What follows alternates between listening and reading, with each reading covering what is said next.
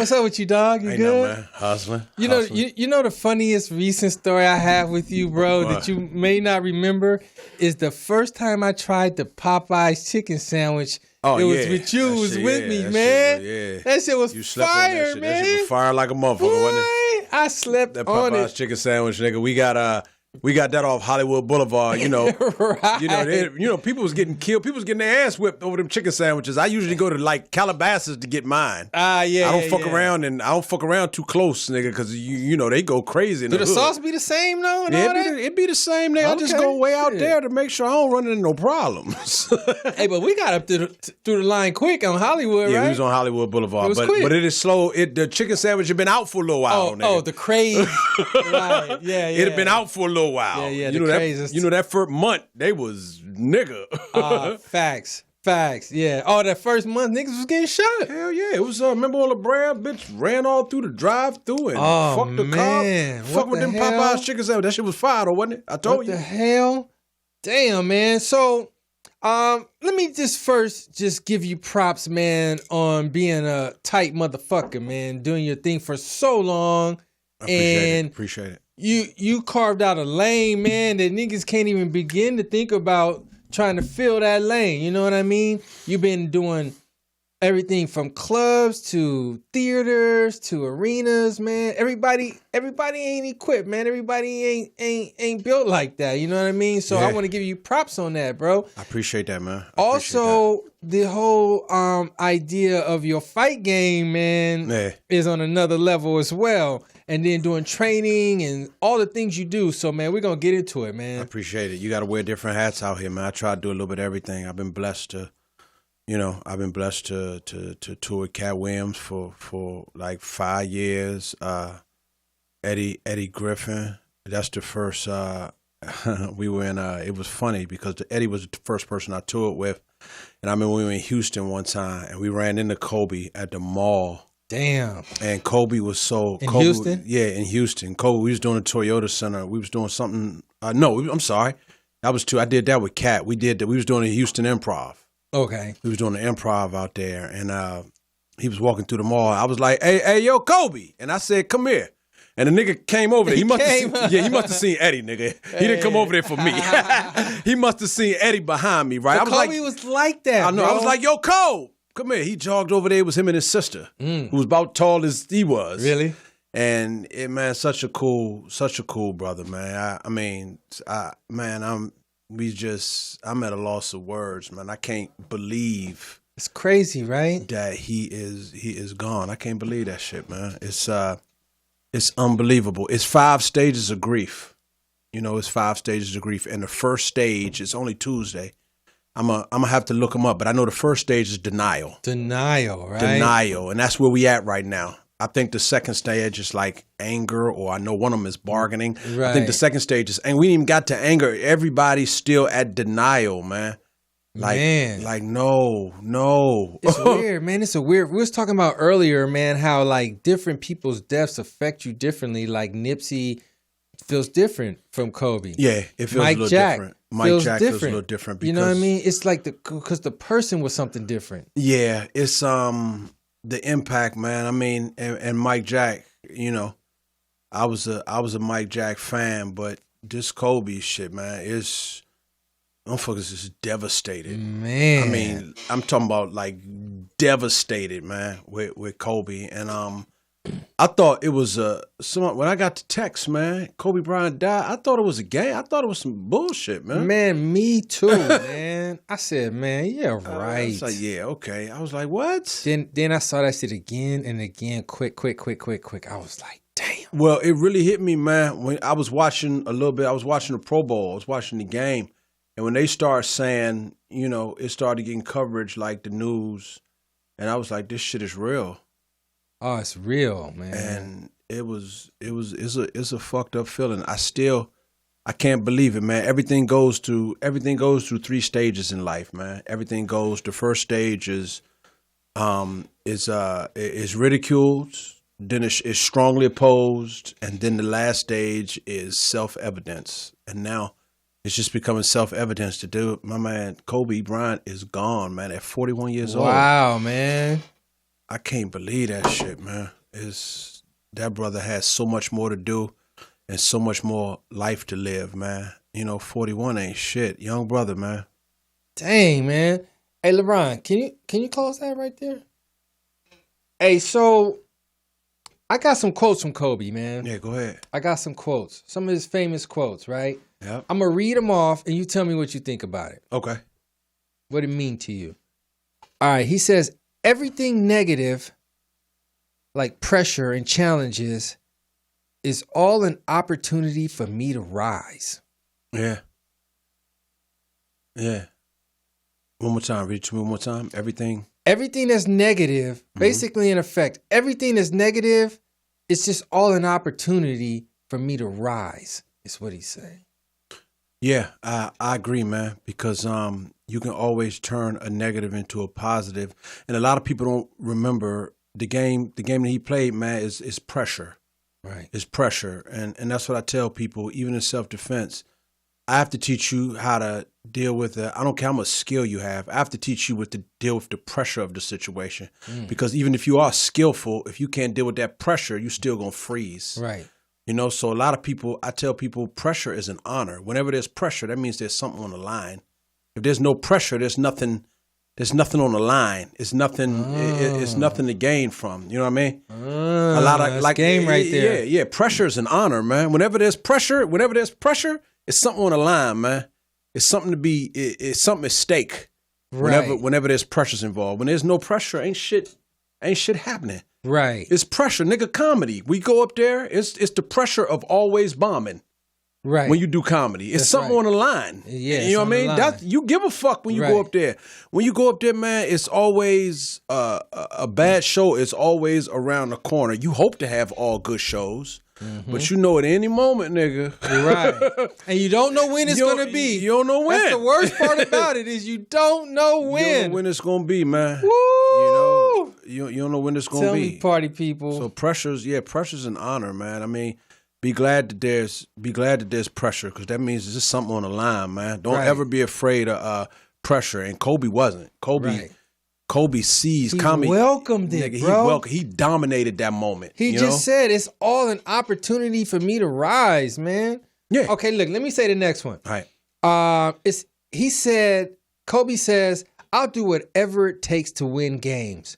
Whether it's sitting on a bench, waving a towel, handing a cup of water to a teammate, or hitting the game-winning shot. Kobe fucking with y'all about them first two. Waving the towel. Passing niggas water. Yeah. Kobe fucking with you about them. Take that. Yeah, them first two is politically correct, man. Yeah. Kobe gonna hit that game winner. Remember that game? I remember a game he played. I remember, I don't know if you remember this story with Kobe Bryant, but they was getting on him about shooting too much, about not passing the ball. And Kobe, he was you shooting too much, man. You're not getting your teammates involved. So, Kobe said, okay, cool. So this what I'm gonna do. One game, the motherfucker did nothing but pass the ball and didn't take. Remember that when he did, and then people fucking with him. They was like, take the shot, and Kobe was like, nah. Y'all niggas said, yeah. That was against the Kings. Yeah. That was against the Kings second Remember half. that shit? Wait, that was against the what? That was against the Sacramento Remember that Kings. when they was fucking with him? In the second. He was okay. In the second half, yeah. And the other game against the Suns, in Game 7, they were like, he had like 78,000 points at halftime, and they were still losing. So he was like, "Fuck it, Kwame Brown, you do it. You do it, yeah." Since you so bad, You fucking with me, right? know. So okay, dope. So yeah, he bullshitting on those last two, but he wanted to hit the winning shot even if he was gonna miss. You know why, man? Because I had the pleasure of meeting the brother one day, and when you said he wanted to hit the winning shot, you know what his psyche was about that? What? Kobe's psyche was, you gonna miss 100% of shots you don't take. 100% of shots you don't take, you gonna miss. You're gonna miss them all. You're gonna miss every shot you don't take. Damn. So Kobe said, I'm gonna take this motherfucker, and I'm about 40%. That was his mentality. You miss 100% of shots you don't take. So take the shot.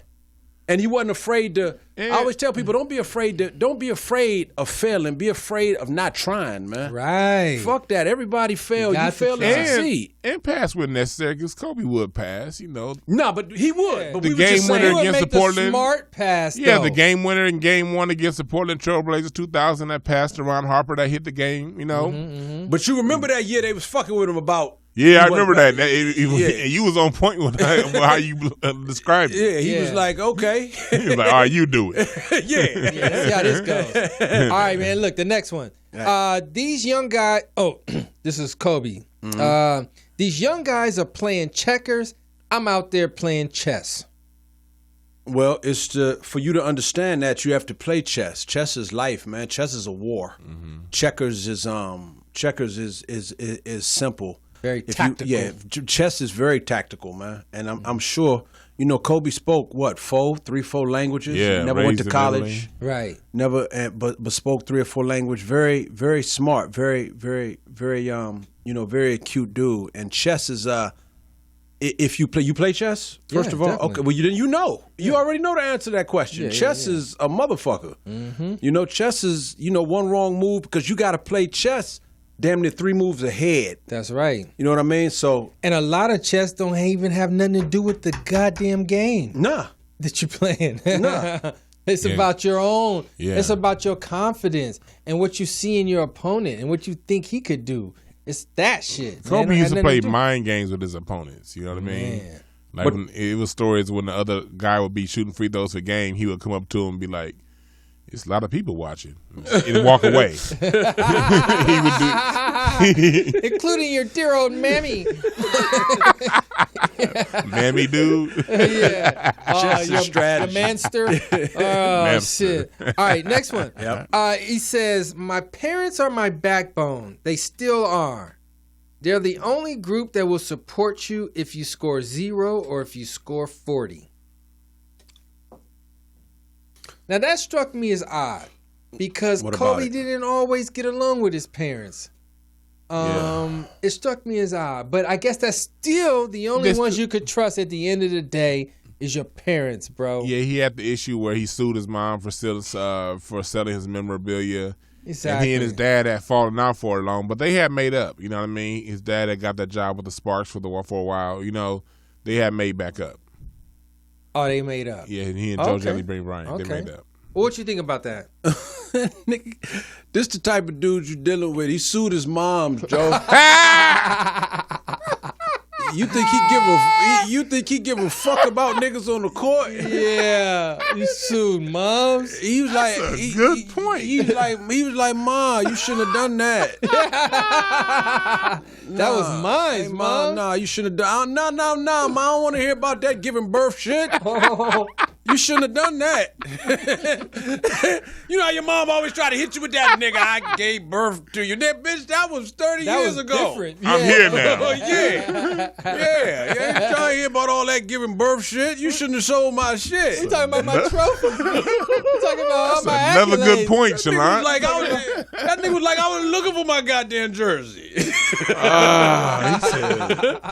Yeah, that's a great point. I was just about to wear that shit, man. We got a video shoot. You think he give a fuck about a teammate out here? This nigga sued his moms. Man, And then heard the the grandmother was in on it. Grandma, you gonna get some of this too. I know your mom. Nothing Them about old you. ass words. I knew your mom was in cahoots.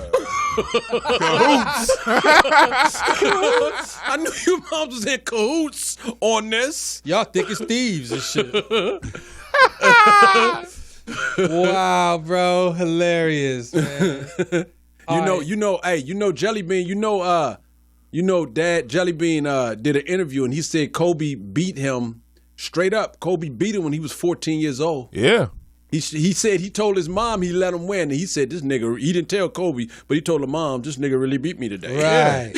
Right. When Kobe was 16, he used to go down to Temple University and beat up on the college kids. Yeah, man.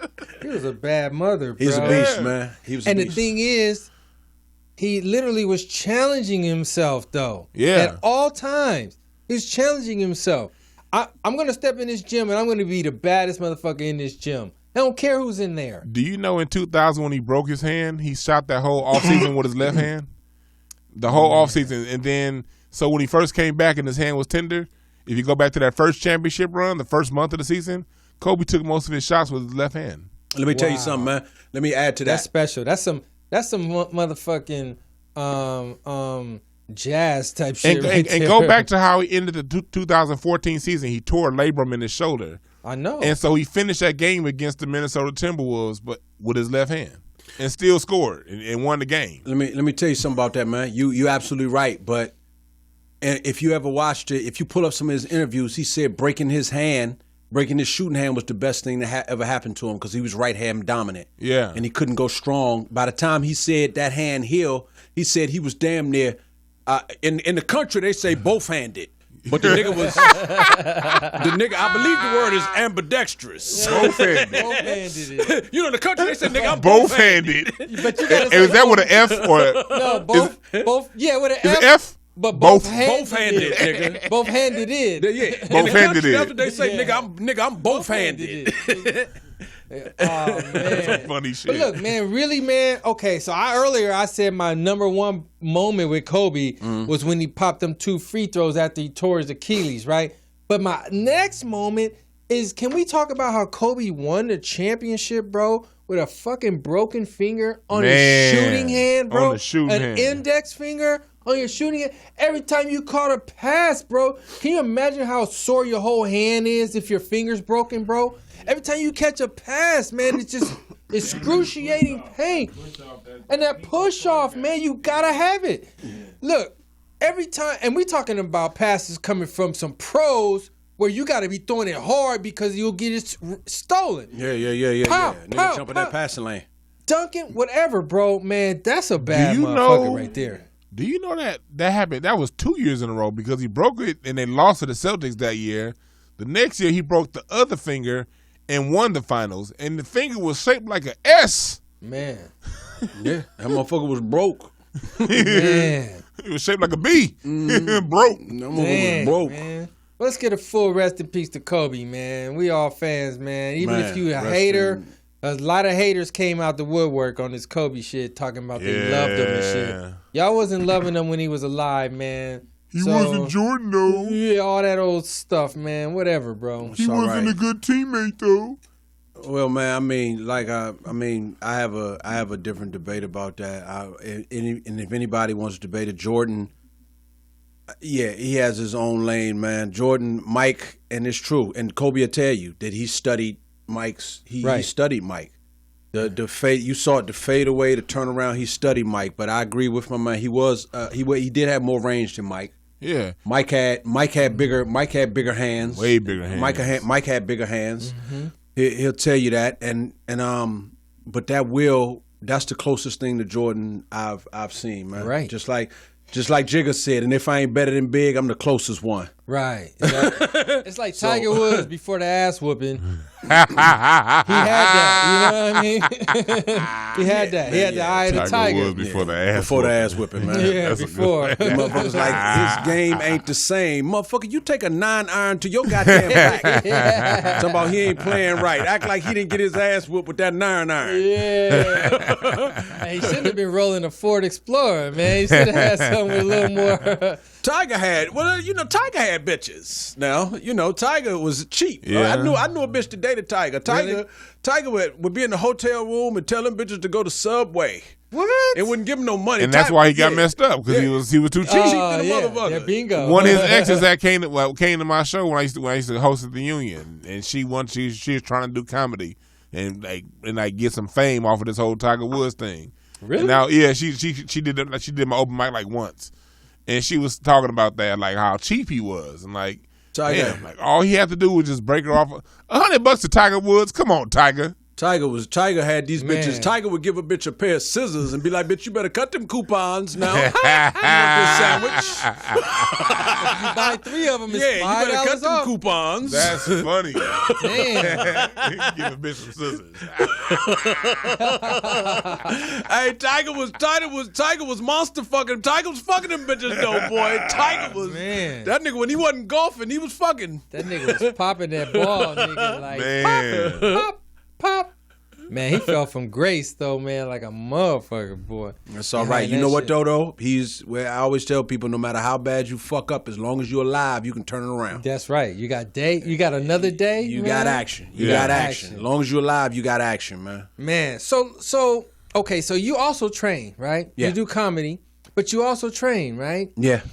And you working in the industry training actors for roles and stuff like that too. Yeah, right? I choreograph a lot of fight scenes and things like that. Okay, yeah. now how did that pop off from training to really choreographing the scene? Well, I started working with, you'd be surprised at some people. The first thing, what you probably don't realize is how I got in SAG, the Screen Actors Guild. That's the abbreviation. And I'm not talking to y'all, just for the general public. Yeah. In case they want to know what the hell we talking about. SAG, it's the Screen Actors Guild. Mm-hmm. SAG is the acronym for that. So I got in SAG by stunt work, by doing stunt work. And when I was training, when I was doing martial arts, it's people that you would have no idea that actually practice, man, that will, I always tell people, you can sleep on Michael Jai White. Michael Jai White is the nicest, humblest dude that I know that will fuck you up in real life off camera. Oh, I bet. Yeah, that he look motherfucker like will he fight. will, though. Yeah. He don't look like he won't, but he look like he will. He used to slap people by accident off of his reflexes. Yeah, I saw that. I was like, damn. He used to slap people on what? Off his reflexes. Off a reflex because they would pass. Like somebody be on the train. Somebody be on the train. Shit like this and hit a nigga in his nose. Like. Yeah, he said a nigga be on the train and then he'll just do this shit to like scratch his head, and he'll think when he sees his hand raised up, he'll be like pop, pop, pop, pop. Yeah, like fucking nigga up. See, yeah, he a nice dude too, man. He a bad boy. He's super nice. He a nice dude. And when you shake his hand, you feel he'll fuck you up. Oh man, yeah, that motherfucker. It's a firm handshake. Oh man, that nigga lift niggas to lift weights. Fuck weights. Michael Jai White lift niggas to lift weights. Man. Hey, so how the fuck do you even like choreograph a scene? Like, what do you mean choreograph? Saying like this punch goes here, and then I block it here. Like, what you do is you go in and you do a lot of times my special, the bread and butter for that. You do something called joint manipulation. Okay. So that's what you like to see on camera. To give you a good example of joint manipulation style, it would be like the Bourne series. Denzel did a lot of it in The Equalizer. Okay. It's called, what we do is you actually do it about half speed, and then you speed it up in post to make it look like they really are gone. But it's called, that's game right there. It's called okay. Yeah. It's called joint. It's called like joint. What's an example of that? I don't even. Well, if it's leverage, it's things like that. I told you, if I get something, the key to it is stabilization and basing. If I get your arm or I get your neck, if it can move, if I get your hand, if it can move, it can go somewhere. Right, but once I hold it and I get it and you can't move it, then I can put pain in it. If I rotate the motherfucker. Breaking bones, it's not, when I tell people, man, if you want to break a bone, a lot of people think you're actually breaking a bone. You are actually breaking a bone, but you're not snapping that bone. What I'm doing is angles, is positioning, is body weight. I'm putting you in a position where your arm or shoulder can't support my body weight. That's what gets me to break. I put your arm or shoulder in. I'm 210 pounds. So I get you in a position where, like, I have your shoulder, and if I put my body weight on it, your shoulder can't support 200 pounds. That's why it breaks. It's not the fact I'm stronger than you. It's leverage. Leverage and strength have nothing to do with each other. Right. It's all leverage, man. It's angles, it's position, it's the proper use of gravity. That's what gives it to you. You know, that's what a lot of people don't understand. Sacred geometry. Yeah, you don't break bones with strength. You break bones with leverage. It's sacred geometry. You know, just like when they tell you if you hit football, inside leverage, outside leverage is it's all that's how you do it. Right. Exactly. So you're being smart about it. Well, it's not. It's training. It's time. It's repetition. Yeah. You know, nothing's, and this is something else that Kobe Bryant told me, man, nothing's extraordinary. Extraordinary comes from doing ordinary things over and over and over and over and over and over and over and over and over again. That's what makes it look extraordinary to people. Right. It's ordinary to you. You've just done it so many goddamn times. Right. You know, like him, when he hit that three. Have you worked with Kobe? I've worked with Kobe before just because he was interested. He was curious about different things, man. Yeah. When I met him, just talks and everything like that. I never trained him, just talks and everything. He was a curious individual. I met him a couple times, man. Okay. He's very curious. Man, he's a very curious dude about how this works, and he's just interested in shit like that, you know? Oh, he's just interested in shit like that. Well, especially after Reggie slammed it one time. Yeah. And then, you know. He's like, hey, man. He's like, let me That's some let me science get my, to this. let me get my, let me get my weight up a little bit. Yeah, he needs some leverage on this. Let me get my weight up a little bit. Man. Okay, so who have you trained that we may know? Let's see, Mike. Or for what films? Well, there you go, because I got NDAs in place. Yeah. With people. People I've worked with, Wesley, Ed O'Neill off Married with... Okay, now look, let's stop at Wesley. He looks like... Wesley will fuck you up, yeah, man. He looks like he'll fuck you up. And like when you look at Blade type shit, Wesley will Blade fuck don't you up. make Wesley look like he can't fuck you up. Wesley will fuck you up at 50-some years old. Wesley, I'm going to tell you who else a lot of people don't realize, man. Al Bundy will choke your ass out, nigga. Al Bundy? Al Bundy will put you to sleep. Hey, that don't surprise me. I was watching Married with Children last week. And you know when he hitting the punching bag when he's just playing around? Yeah. I'm like, man, he throwing them shots a little nice. You know, I know he just playing. He like the way them jabs came out when on Married with Children. It was like, okay, yeah, Ed probably got some hands. Al Bundy will choke you out, man. That motherfucker will take your breath away, for real. I believe it. Al Bundy, Mark Wahlberg is kind of nice. Cuba Gooding Jr. Now, is a his good seems martial not. artist. I wouldn't put him in the same level as I would say Wesley. No, His seems more mechanical. No. It is, but mechanical. He's not Robotic. up there with them. He's not up there with them, but he still do nice. some damage. Cuba Gooding Jr. is all right off camera. I can see man. that. Cuba's nice. Jaleel White, Steve Urkel. Oh, really? You know in basketball, he has to learn how to fight. Urkel, right? He probably had a million fights. People coming to you calling you Urkel all day. You probably, man, I don't need to learn how to fight. I'll beat Fuck your this ass. shit. Hey, you do know in basketball that motherfucker will tear your. You know that motherfucker. I hope to get some before back in the day. Urkel can go. Yeah, back in the day. I hope to get Jaleel White can hoop. Damn, I bet. I've hooped with that motherfucker. Jaleel White can hoop. Really? Yeah. Hell yeah, that motherfucker can hoop. Damn. For real, nigga. like, damn, this nigga here. Like, damn, we didn't know that. like when we get there and the nigga that ain't never played with him before, you be like, yeah, let me get Urkel. You be like, you sure, nigga? Yeah. You sure, nigga? Next thing, halfway through the game, the nigga be like, switch with me. Papa. Yeah, I got Urkel, nigga. This nigga's a handful. Yeah, I got Urkel, man. Let me no, back off. I've got Urkel. Hilarious, man. So, now, what is something you could tell people about just the idea of defending themselves? The idea of it, once again, man, a lot of people, most altercations start from a distance, but with people... What do you mean by that? Most altercations start from a distance, like you have space. Okay. You have space, and a lot of dudes are good. If you have good hands and everything, that's great. But what a lot of people aren't good with if once it gets close. I've seen a lot of dudes that could box real well, but once he rushed in and it turned into a wrestling match, they still lost the fight. Right. Because they weren't comfortable with in-close techniques. They wanted that space. A lot of dudes got good hands, but can you wrestle? If you win in that way, the nigga gonna shoot in and try to make it ugly, as he should. Right, as he should. As he should. Always tell people, I'm not gonna let you be comfortable. If I see you comfortable at something, if you can box, then we gonna wrestle.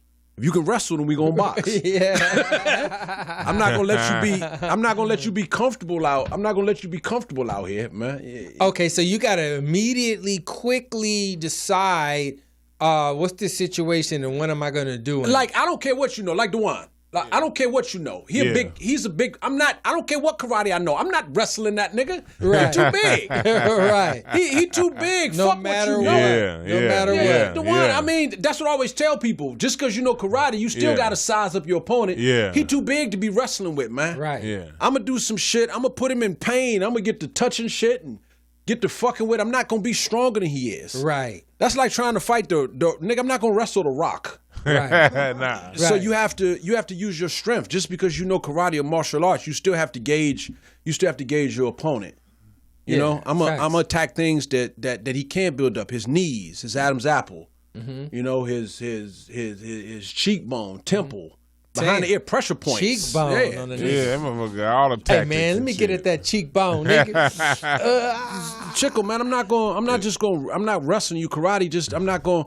Just play to your strengths. I tell Somebody people. touch my Adam's apple, it's over. Man, You know what I I mean? ain't fucking with my. Nah, I'm good. The one It ain't that serious. Yeah, wait, hold on, guy, hold on. And fuck the fight. The one gonna be like, oh, nigga, I ain't gonna be able to eat. Nigga, exactly. That cheeseburger will not feel good going down. Fuck you and your life. This nigga trying not to have me eat. I ain't gonna be able to eat. hell Fucking with this nigga. Yeah, fuck that. Never, ever.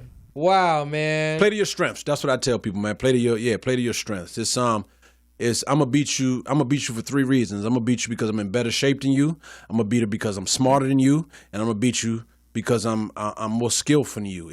All those things. IQ is what comes into play. That's what makes Lamar Jackson better than Michael Vick. They damn near just as fast. It's just that Michael Vick left his goddamn playbook in the trunk. He never studied. Yeah. You know, just imagine if he studied. Tom Brady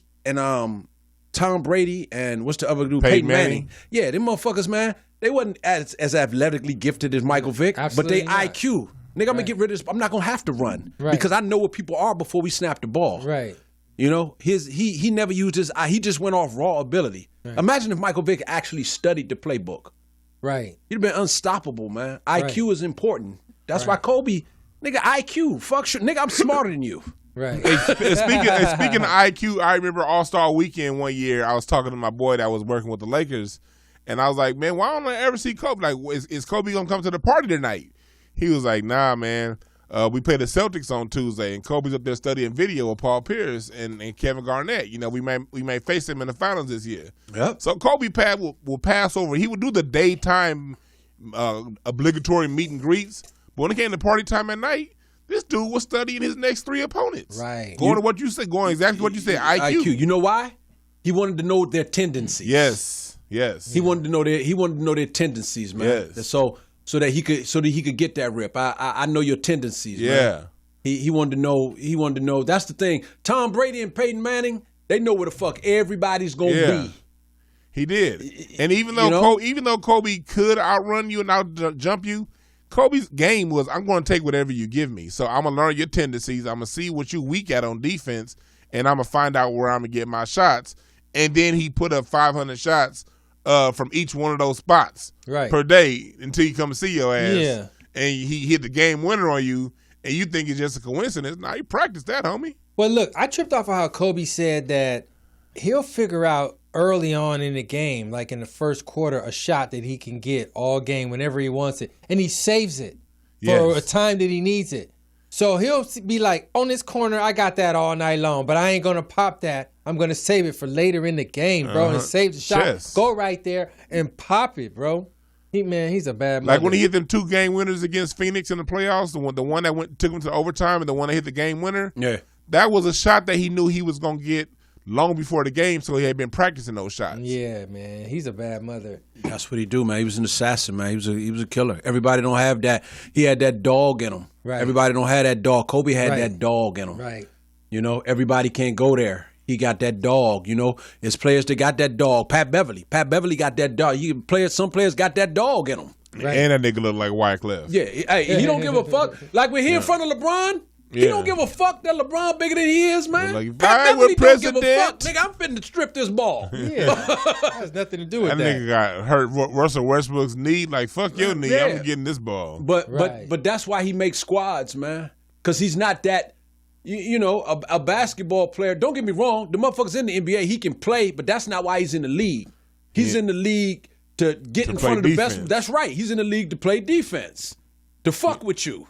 You know, Get in your head. The same reason. That's why Matt Barnes wasn't that great, but Kobe was like, this nigga is in my face, like, nigga, fuck Kobe. Matt Barnes was like, fuck Kobe. And he was like, I got to have this nigga on my team. Yeah, Matt Barnes is a real one. Yeah. He'll read another real one. And he Kobe tells the picked truth, it, too, man. He tells the truth about Kobe. He said, nigga, I'm going to guard you. I mean, I respect you, but I'm going to guard you. Matt wasn't scared. I used to smoke with Matt. Yeah, Matt wasn't scared. And that's why Kobe said, I got to have. And he called Matt, you want to be a Laker? Yep. Nigga, you crazy enough to enough to come at me like that. I need you. Yeah. That's exactly I how need a nigga that's not scared. Matt looked like NBA DeBarge, didn't Nah. he? He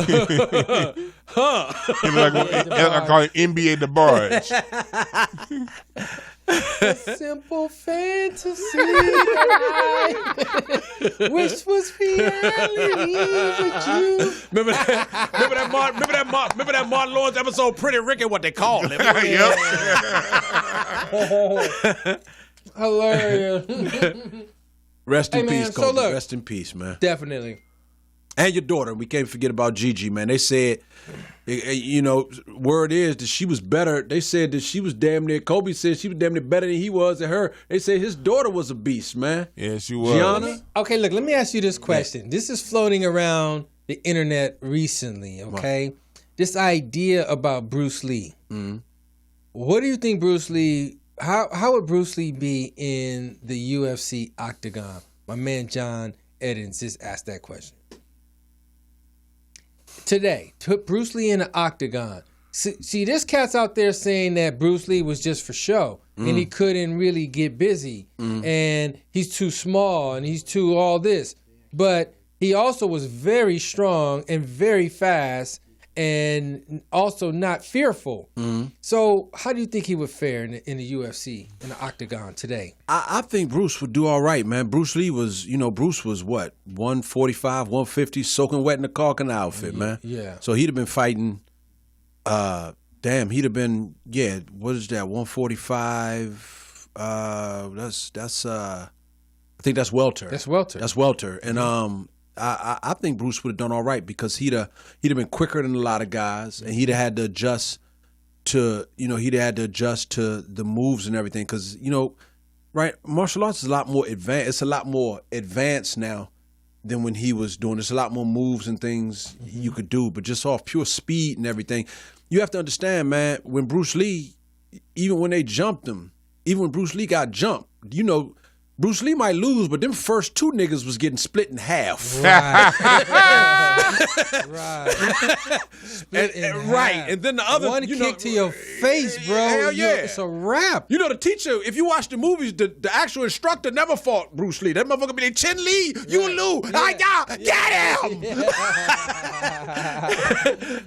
Yeah. The instructor never fought. Man, why would he? He knew. I think Bruce would have done all right. He was he made me want to do martial arts, man. I mean, Bruce Lee was incredible, man. I think he'd have done all right. I think he'd adjusted, and I think Bruce Lee would have done all right in today's martial arts. Right. Because Bruce Lee died in his 30s, man. Right. He was young. He's just so fast with so much strength that just fuck what your style is. You can't see his kick coming. Yeah. You know what I mean? Like, fuck what your style is. He was fast, man. Kick to your jaw from a motherfucker that know how to kick. Yeah. It's a wrap. Well, yeah, Conor just did it. You saw that Conor Right. McGregor fight, it was 40 seconds, man. Right. That motherfucker wasn't ready. That UFC, that shit ain't no joke. Did you hear the offer they gave Floyd? No.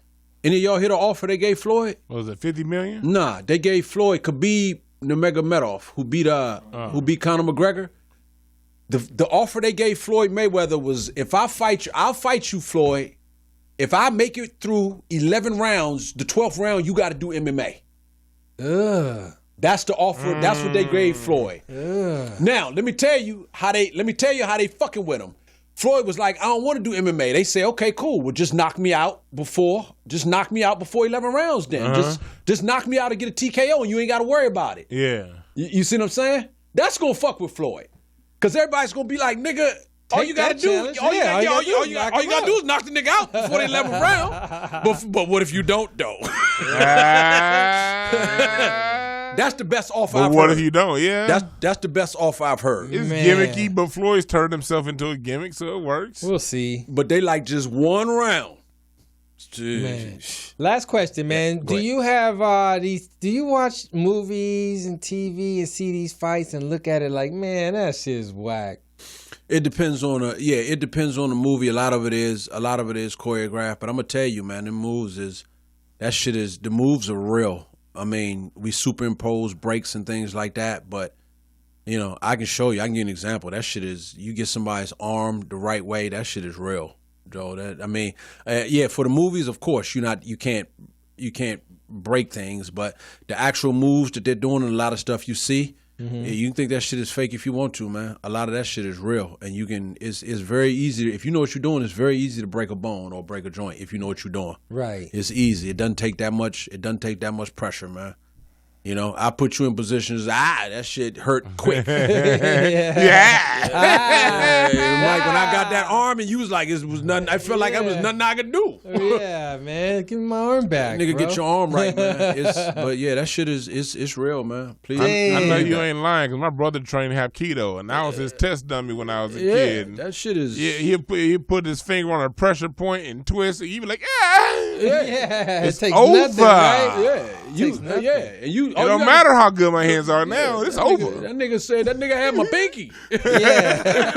I need that, man. I need that. Yes. That's all you can say. That nigga had my pinky. Nigga, my pinky is it. Oh man. All right, man. Tell people where they can find you, bro. Now, man, I'm touring with different people. The last cat I just got off with, I've done a couple of days with Tommy Davidson, Brandon T. Jackson. Katt's chilling right now. Hopefully, I can jump back on tour with Katt when he decides to reemerge and everything. Shout out to Katt, love him like a brother. And different dates. Eddie Griffen, Janfany Brown, Lonnie Love. I'm trying to jump on. If I can get some, I'm just trying to improv, Comedy Store, Laugh Factory, man. And if you want to come on out there and get some training, come on out. If it ain't rough, it ain't right. Man, I feel you, man. All right, man. I'm King Mike Boogie on all my stuff, man. Thanks, people, for joining Mike Robertson Blvd, man. I had fun with you today, dog, man. It was good, man. My man, yep. Come back, man. Let's do some more, man. I will, man. All right, y'all. We out of here. 5,000 G. Big ups to the poets and the place to be. Morris Media, DeJuan Brown, Montage One. Oh, you know what? Let me get my Insta. Oh, go for Let it. me do that. CHALANTLOX, Chalant Locks. CHALANTLOX, Chalant Locks. So y'all want to come see me? Come on out. Comedy. When we ain't beating them up, we like to make them laugh. Or beat them up and then make them laugh. All right, y'all. We out of here, man. All right. Hey, oh man, I love that loveliness right there. From sea to shining sea.